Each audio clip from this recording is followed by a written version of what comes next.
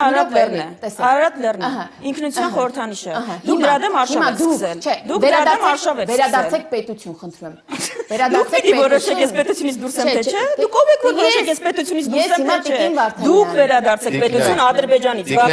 Բաքվից եկեք, չենք մոռանում պատասխաններ պետություն վերադարձ, պետությունը Բաքուն չի, պետությունը Հայաստանն է, ձեզ պիտի ասեք, վերադարձեք պետություն, ասում եմ ձեր դուք նկատում եք հիմա որ ասում եմ Մասիսը խորհրդանիշը պետությունից դուրս է, ով է ձեզ տենց իրավունք տվել, դուք ինչ եք ձեզ երևակայել որ 5000-ամյա սիմվոլին հղում անողին ասում եմ պետությունից դուրս է,